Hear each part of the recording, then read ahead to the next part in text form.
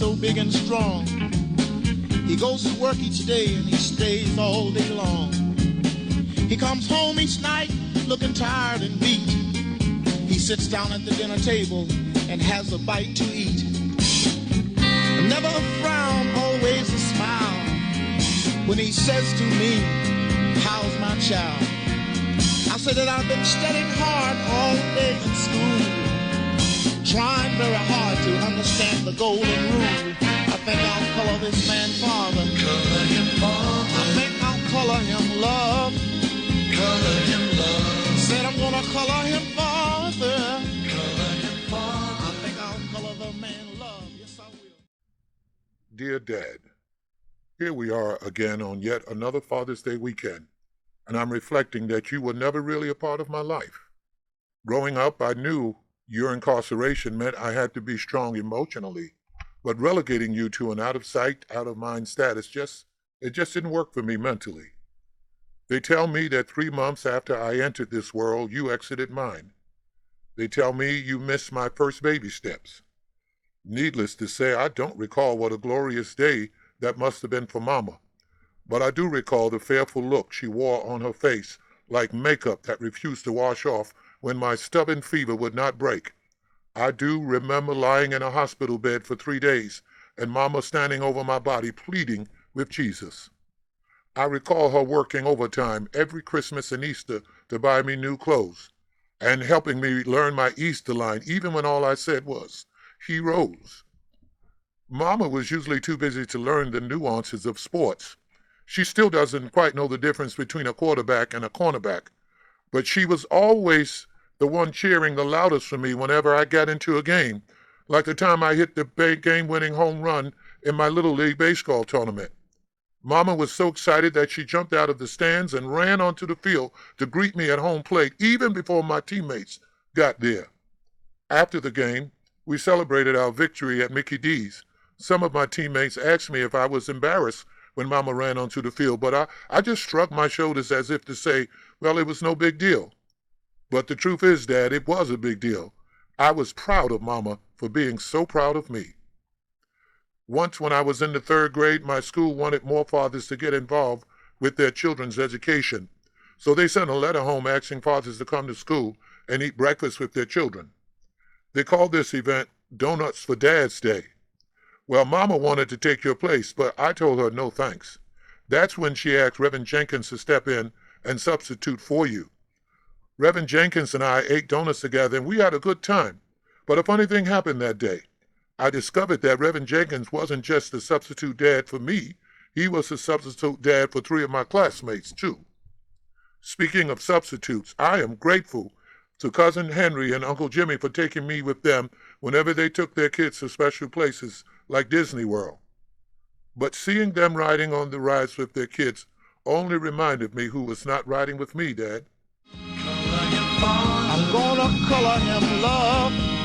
Color him love. I've got to color him father. Color him father. I think I'll color this man love. Color him love. Dear Dad, there were so many times I dreamed that you and I went places together, like fishing and camping or baseball games. Once, I even dreamt you caught a foul ball at the Brave Stadium and gave it to me. At first, we didn't know it, but the Jumbotron camera showed you catching that ball and giving it to me. 50,000 people clapped when the announcer said, "Let's hear it for that lucky father and son." I got suspended in middle school for fighting once.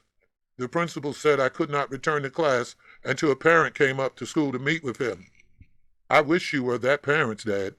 When Mama got the letter that I was fighting in school, she said to me, "I thought I taught you better than that, son." She did. I never wanted to disappoint Mama. But even worse, Mama had to take off a day of work that day. If you were there, maybe we wouldn't have missed the money so much. I didn't start the fight, Dad, but you would have been proud of me, I think, because I held my own. When I was 17, Mama bought me a car. She said it was a nice starter car for me, but it was a hoopty.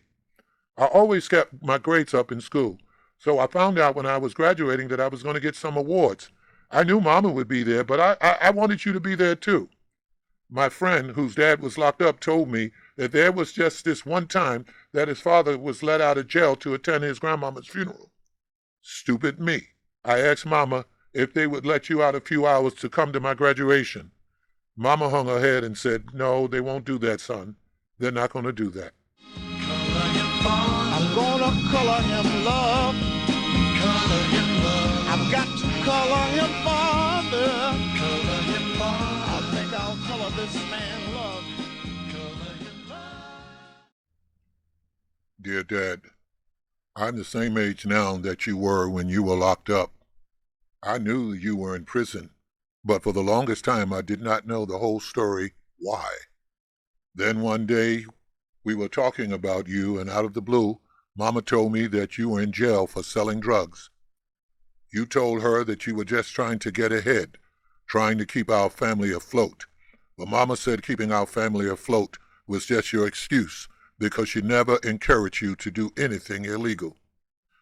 You're probably wondering why I never came to visit you in prison. Maybe you think Mama had something to do with it, but she didn't.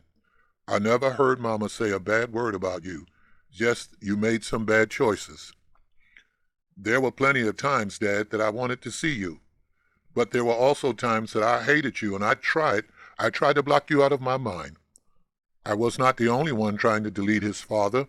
Some of my friends self-medicated their feelings of neglect and abandonment with drugs and sex, and some even violence. Some claim their behavior was due to the absence of their fathers. Others say that their behavior was because of their environment, that people can no more flourish in a bad environment than a flower can grow in bad soil. Well, I don't know much about flowers or soil, but I do know that Mama came from a strong family with strong values and morals. And if I had gotten locked up, I don't think Mama's strength would have lasted. If I could have a do-over in life, Dad, I would choose your presence over any amount of money. Yeah, having money is nice, but it's a poor substitute for love. In a way, your absence in my life growing up was like a giant donut. Despite all of the things that Cousin Henry and Uncle Jimmy and Mama did to fill the void, there was still a hole in the middle. I'm sorry it took me so long to mail you this letter, but I had to wait for the right tone. Yes, you are my father, but that is not the only reason I love you. I love you because now I realize that hate is another type of prison, and I choose not to live in that space anymore. Dear Dad, happy Father's Day.